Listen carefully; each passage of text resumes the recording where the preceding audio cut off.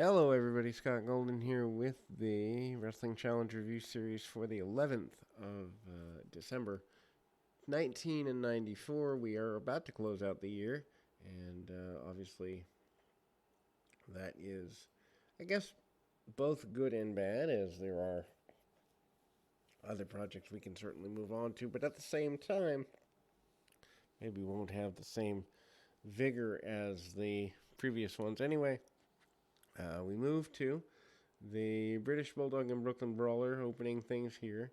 And I mean, ultimately, British Bulldog at the time getting ready to team with Lex Luger more exclusively, they didn't really ever get along fully. But the attempt to kind of corral them into something meaningful as a team is there. Brooklyn Brawler still in 1994, still a guy that could get you something on a house show for an opening match or second match type thing. Hip tosses, clotheslines, and basic things around the corner there as we go forward and ultimately get to a pretty basic run here. Hard shots by the Bulldog and ultimately, you know, ultimately a suplex and then pretty basic things around the way. Diesel has an interview on Raw. We'll cover that when it goes to Raw, but basically hyping himself as the new champion, being willing to fight anybody, and obviously that is what you need from a base champion. IRS against Jason Hendricks. IRS getting ready to move into a feud with The Undertaker that they've been hyping for probably about 6 to 8 weeks and has been happening around the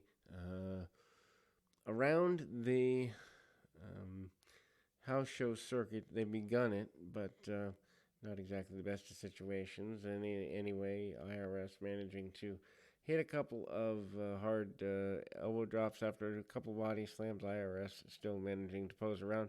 Got to remember he's in year number 4 with the organization at this point, and ultimately kind of having reason to get a little bit bored. Anyway, the Druid's out there stalking IRS, basically implying that IRS needs to have a little bit to worry about with The Undertaker. IRS hits the right off after an abdominal stretch and gets a victory there, and ultimately going forward. And so,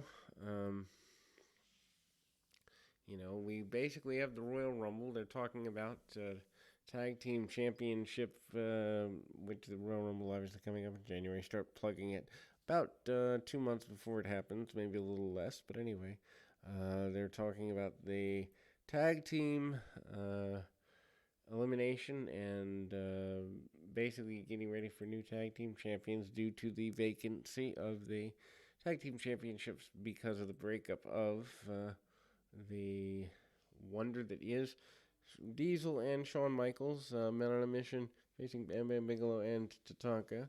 Owen Hart and Jim Neidhart teaming up as part of that tournament as well. And I mean, 1995 certainly a low point in WWF in a lot of ways. Head Shrinkers and Anvil and Owen. Men on a Mission and Bam Bam and Tatanka. Heavenly Bodies and the Bushwhackers. And the Smoking Guns facing off against the final team in the tournament, and that's well done. So it's just an interesting run there. Got to grab my phone. We'll be back in 2 shakes of a lamb's tail to finish that out and ultimately, hopefully, be helpful in a good way there.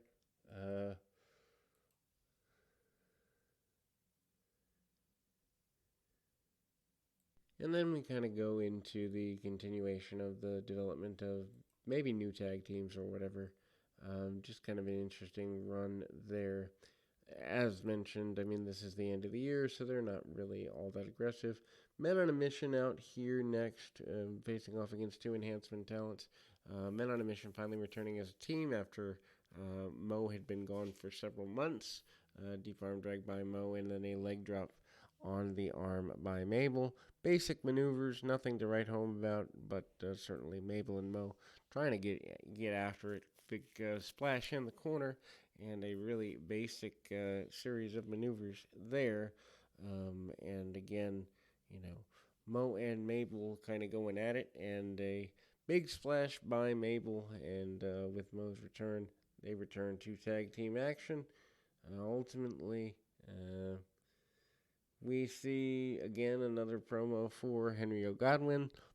Basic deal there. John Crystal and Tatanka. Tatanka, member of the $1 Million Corporation, and Tatanka punch, kick, and various Irish whips, missing or hitting a clothesline, and the eventual Samoan drop, getting things in there, and super basic as it were, big body slams, and ultimately leading to a very basic process, and hits the Samoan drop, 1, 2, 3, and off we go. Speaking of 1, 2, 3, the 1, 2, 3 Kid up next as a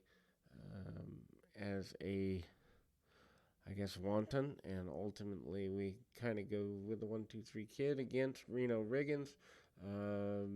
Riggins gets a couple of arm drags off on the Kid. Kid comes back pretty aggressively here. Very basic maneuvers along the way.